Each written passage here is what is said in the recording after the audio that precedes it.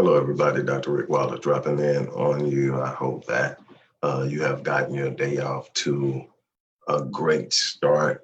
I've been going at it for, wow, almost 3 hours at this point, and I wanted to stop in on you before the day gets a little too hectic. It is Friday, anyway, quantum physics Friday. I'm going to take a somewhat of a different approach and talk to you about something that I think is immensely important and too often overlooked. And I want to really touch that today. We're still pushing the 60-day holistic health and fitness challenge, where we're talking about mental health, emotional health, physical health, where we're working together. I brought two of my companies, the Visionetics Institute and Master Fitness 21, together to touch on all of these things. I'm taking the journey. I've got some goals emotionally. I've got some goals physically. I've got weight goals. I've got strength and performance goals. I've got a state of emotional peace goals of where I am. That's something that I normally manage well. But when you have, life-threatening situations take place, it shakes you. No matter what someone says, maybe it doesn't impact me or cause me to respond the way other people do. But it definitely gets my attention. And so I'm completely and holistically in this. Most of this is going to be facilitated through the Master Fitness 21 Facebook page, but I'll be posting on YouTube. I'll be posting here on Facebook, Instagram. I'll be posting on the Visionetics Institute's webpage and on Master Fitness 21 webpage. So there'll be a bunch of places where you can get in and get involved. If you don't have the last two books by yours truly, book 20 and 21, the links are in there. That's a great place to get started. A very low entry investment on something that can totally change your life.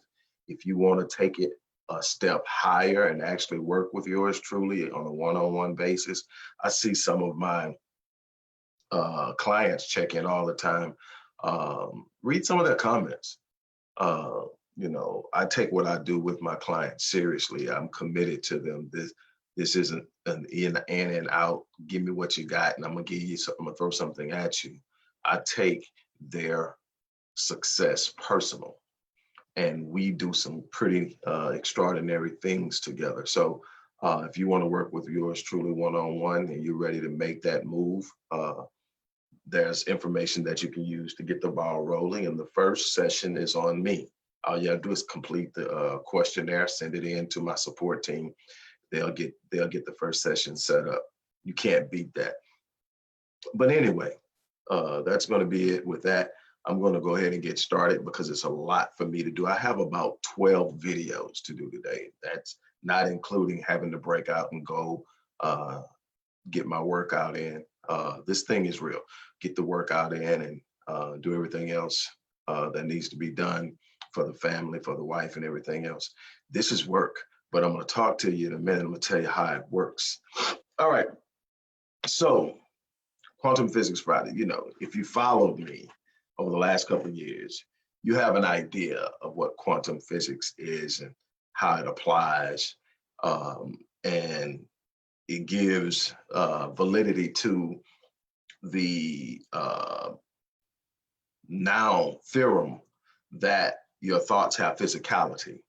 Way back when it was a hypothetic presupposition, it was a hypothesis. It was believed that your thoughts had the ability to make things happen, literally impact the world outside of yourself. And now we know that to be fact, that we are the projectors of energy. We are the creators and generators of energy. We are the controllers of frequency and vibration. And in doing that, we have a massive impact on how our life plays out. Do we have automatic, absolute control of everything around us? No, but we have an unbelievable ability to control how we come through it, how we come out of it, how we fare in life, whether we're successful or not. That's on us. We don't control whether somebody likes us. We don't control whether we're going to experience discrimination. We don't control the parents we are born to. We don't control the economic environment that we're born into. But what we do control is how we think. And a lot of us are in situations where we need to overcome poor thinking that's a part of our early environment in life. But it can be done. So there's absolutely nothing that you can't conquer. I want to talk to you about something that people who are religious say, have heard it, have said it. People who look at the and read the Bible, so they've said it, they've heard it. But I wonder how many people actually really truly think about it. We live in a world where, and don't get me wrong, obviously, with what I've done in my life, I give some gravity to education and academic achievement, but it's more personal with me. It's more about me saying, you put something in front of me that was actually alien to my gifting, alien to my natural makeup, alien to how I did it, and I conquered it. That's what it is. It's me conquering something that wasn't really designed for me and just proving what the gift is capable of doing, proving what is naturally inside of us can do when we set our minds to it. But what I want to talk about is, I think a lot of us, and I said this a few days ago, that a lot of us have been educated out of our gifts. I believe it's Proverbs for the people who are Bible focused. I believe it's Proverbs 18 and verse 16 says that a man's gift will make room for him, but it doesn't stop there. Most people quote that part. Your gift will make room for you. Nobody says a man's gift will make room for him and bring him before great men. Now, what doesn't it say? A man's degrees, a man's titles, a man's plaques on the wall. None of that. Now, there's a place for skill. You need to develop skill in order to optimize the gift. But we have grown up in a world that lauds academic achievement as if it is the end game. And someone said, well, Doc, you have doctorates. Yeah, I have 2 doctorates, both which acquired from Array of Hope Theological Seminary. And I have degrees in a number of different things to get to that point, to get to those accomplishments. I went to a lot of. I even took a psychology course from MIT, and all of that is primarily for me. Now, having those suffixes at the end of my name does some things in some particular areas, but everything that I've done in my life that has meaning, I could have done without the degree. So what am I saying? It says that your gift will make room for you. And I think that we have lost that. I think that we have been so focused on achieving what people give us to achieve that we have been drawn away from our gift. And your gift is where your purpose is revealed. So your gift is specifically given to you by God for the carrying out of your purpose, the reason that you're here. That's why you have so many successful people, as success is defined by the world, miserable. That's why you have so many people who, if you look at them on the outside, you would think they're the happiest person in the world. And then you hear that they killed themselves, that you hear they're going and suffering through depression. Why? Because you were designed to be your most fulfilled when you're operating in your gift. Here's the beautiful thing. You don't need to attend a university to have a gift. You don't need to have honor roll accomplishments in high school and college to have a gift. You don't need to have a CV that talks about all of your academic accolades in order to have a gift. Your gift was there when you were born. You were born with a gift implanted in your DNA, given to you by the Creator for you to do great things. What we tend to do is educate children away from gifting into particular ideals and skill sets that serves the society, but doesn't serve them. We judge them and assign to them some level of projected or perceived future success based on how their report cards look, instead of looking inside of them and seeing what God planted in them and trying to determine what that looks like in the way of purpose, so that we encourage them into it, and so that we help them strengthen the gift. There was no prerequisite. It says that a man's gift will make room for him and bring him before great men. The opportunities, that everything that I sit up and I look at. And I know there's a lot of people saying, this sounds weird coming from a guy that's done so much in academics. My academic accolades were from me. You know, they were from me. None of the stuff that I've done that really matters required a bachelor's, much less a doctorate. It required me to know what I was good at and to step into it and to believe in myself. And it required parents who saw it. And then it required, my greatest academic memories aren't in the classroom. It's the teacher who saw something in me, pulled me to the side and told me what they saw in me and encouraged me to live in it. And it had nothing to do with the work I was doing in their room. I can go back and name every person that spoke into my life, that stepped into my life, that did that. And I try to be that for everybody else. I'm not saying don't have academic goals. If that's what you see and that's what you need, yes. And you will need some kind of courses and whatever to help you enhance your gift. It may not be in the traditional academic setting, but somebody will help you do better, be better at what it is God gifted you for. That's to be expected. What am I? I'm saying that we have a lot of people who are programmed to be what everybody else needs them to be, but not being what God designed them to be. That's going to lead to emptiness, frustration, ultimately a sense of hostility. And if you're talking about quantum physics, this is Quantum Physics Friday. If you're talking about quantum physics, it's going to lower your vibration, because you're going to be consistently frustrated, angry, confused, all low vibrations, all low frequency.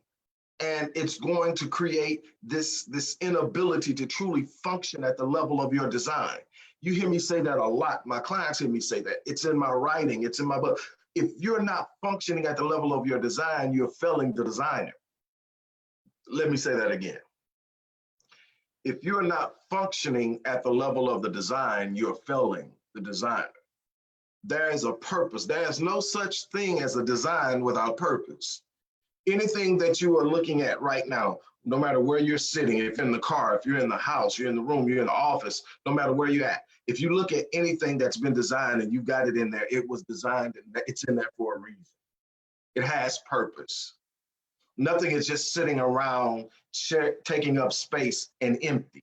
Everything has purpose. Not everything isn't being used for its purpose. And anything that isn't being used for the reason it was designed to be used isn't functioning at its optimal capacity. Hell, you can take a shoe and use it. You can take a shoe and use it for a hammer. You may actually get what you're trying to do done, but it will not function as well as a hammer. And it will be damaged in the process, so it will not be as good as what it was intended for. It's going to damage the soul. It's going to damage the heel. It's not going to have the smoothness and the stability and whatever else it would have before you misuse it. A bunch of you are misusing your gift, and it's costing. Now, again, this isn't an attack on academic achievement. It is a contextualization and a framing of where it should fit into your life. It can never trump the gift. Let me say that again. Your academic achievements, your degrees, your diplomas, your plaques on the wall will never trump the gift. It may give you a false sense of importance. It may make you feel in some way superior. But see, that's not how the universe judges us. See, society may judge you on your degree and even on where you acquired your degree, but the universe is judging you based on how well you are accessing and actualizing your gift. How are you impacting the world based on your design? And the beauty of it is that we have been created to actually feel elevation, to actually feel empowered, to actually feel joy and happiness when we are operating in our purpose by way of our gift. It will make room for you. And it will bring you before great men. Your access to elevation comes through the gift, not through the accolades. It comes through the gifting, not through the accolades. We have got to do a better job of searching inside of ourselves. And somebody's going to ask me, because it happens all the time, whether I'm speaking or whether I'm counseling or whatever, how do I know what my gift is? The easiest definition that I've come across, as well as an instructional guide on how to uncover and discover your gift, is your gift is that thing that you do the best with the least amount of effort. It's what people will sit up and they, man, they're really good at this. And you do it and it's almost natural. It's not something you strain to do. It's something that you do with ease. It's going to be the thing you do the best with the least amount of effort. And now it needs you to cultivate it. It needs you to refine it. It needs you to intensify it. That's where your impact is coming from. That's where you're going to begin to fill your space.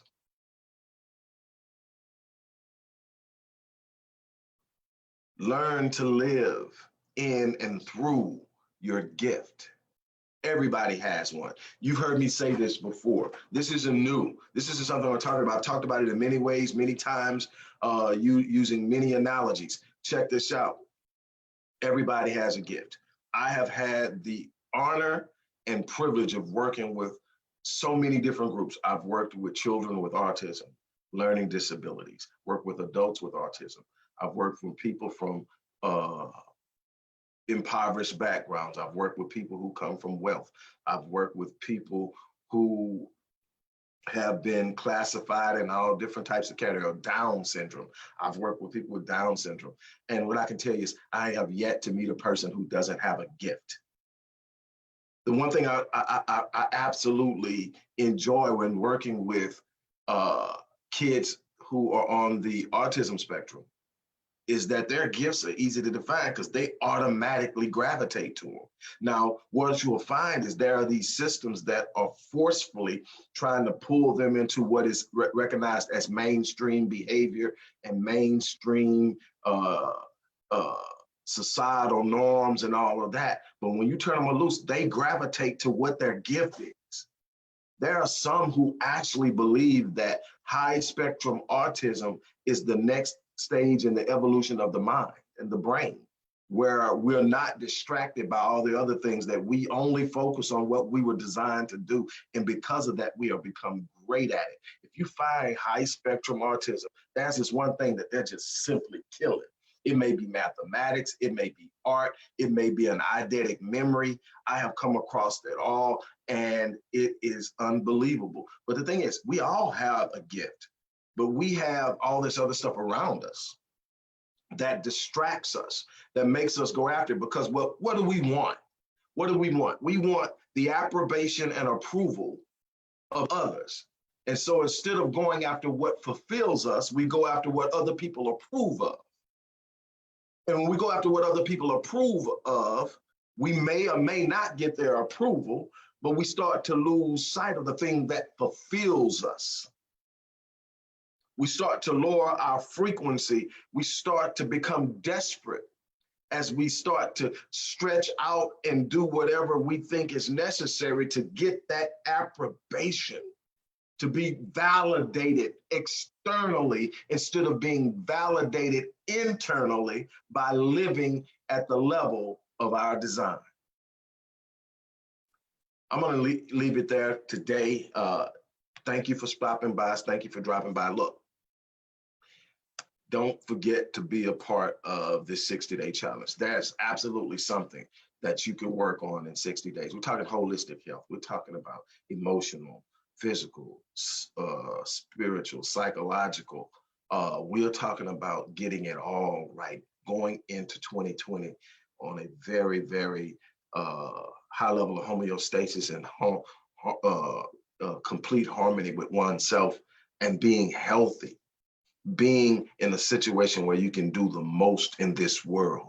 I tell people all the time, I tell them, I say the first half of my life was about me getting what I want, me proving I can do stuff, me sitting up acquiring things I always said I wanted.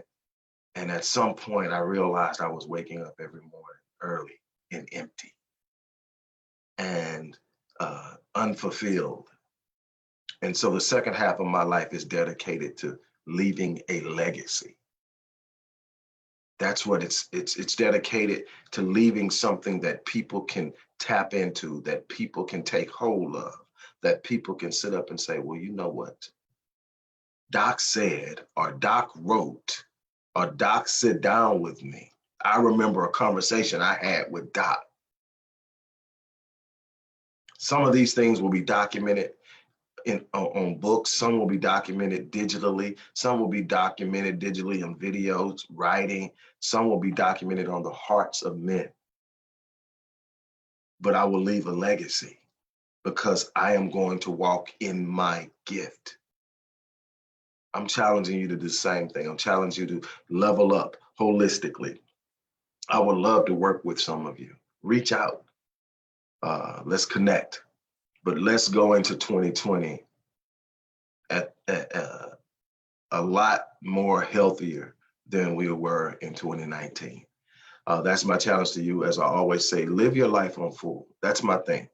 I'm going to live my life on full. What does that mean? That means that I'm going to optimize my 86.4. There are 86,400 seconds in a day. I'm going to get everything I can out of every last one of them. Even when I'm asleep, my sleep has purpose.